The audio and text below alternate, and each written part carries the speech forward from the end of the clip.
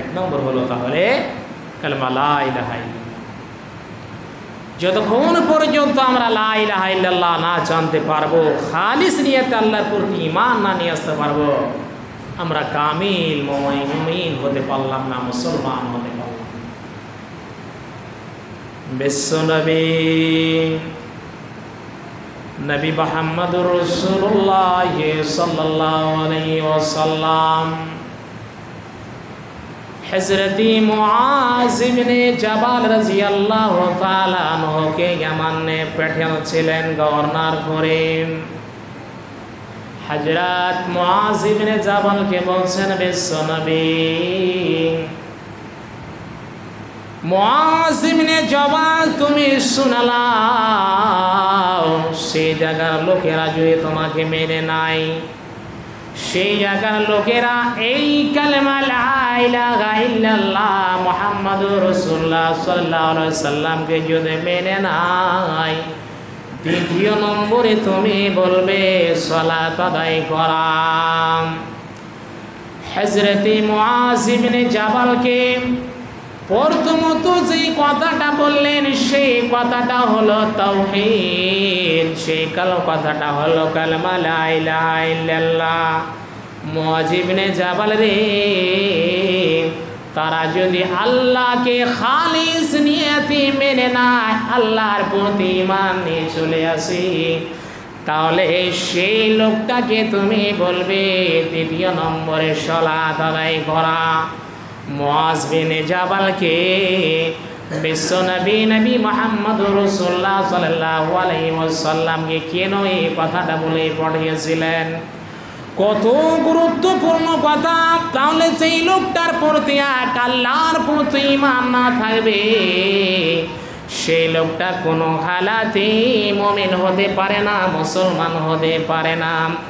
যেই লোকটা ঈমান নিয়ে চলে এসেছে, বিশ্বনবী সাল্লাল্লাহু আলাইহি সাল্লাম বলেন, যেই লোকটা ঈমান নিয়ে আসার পরে, যেই লোকটা আল্লাহর প্রতি ঈমান নিয়ে আসার পরে মারা গেল, সেই লোকটা মারা গেল, সেই লোকটা আল্লাহর নবী সাল্লাল্লাহু আলাইহি সাল্লাম তার সম্পর্কে বলছেন, দাখালাল জান্নাহ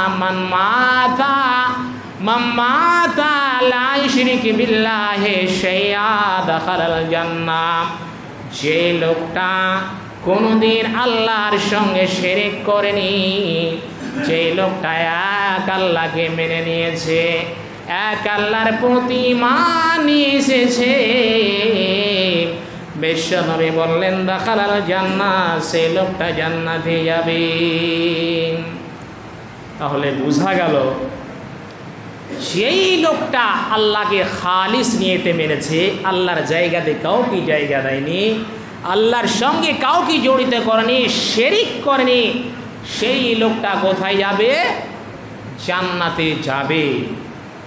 আর যে লোকটা বিশ্বনবী বললেন মাম্মাতা ইশরিকি বিল্লাহি দাখালান নার, বিশ্বনবী বলেন সেই লোকটা আল্লাহর জায়গাতে অন্যজনকে জায়গা দিয়ে দিল, আল্লাহর স্থানে অন্যজনকে স্থান দিয়ে দিল, সেই লোকটার সম্পর্কে বলছেন দাখালান নার। ওই লোকটা জান্নাতে যেতে পারবে না, ওই লোকটাকে কোথায় যেতে হবে? জাহান্নামের মধ্যে যেতে হবে। ফেরেশতাগণকে অর্ডার করবেন আল্লাহ রাব্বুল আলামিন সেই লোকটাকে ছেঁচড়ে নিয়ে গিয়ে জাহান্নামের মধ্যে নিক্ষেপ করে দেবেন। তাহলে আল্লাহ রাব্বুল আলামিনের প্রতি যদি খালিস নিয়াতে আমরা নিয়ে আসি, তাহলে আমাদের কোথায় দিবে? জান্নাতে দিবে। আর যদি শিরিক করি, আল্লাহর জায়গাতে অন্যজনকে জায়গা দিয়ে দিই, তাহলে কোথায় আমাদের স্থান হবে?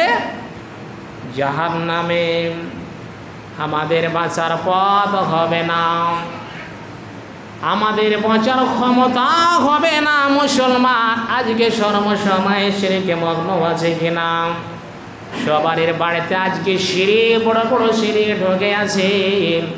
বিশেষ করে আমাদের মা বোনেরা অনেক রকমের শিরিক করে, বিরাট বড় বড় শিরিক করে। বেদাত তো আছে, কিন্তু এত বড় বড় শিরিক করে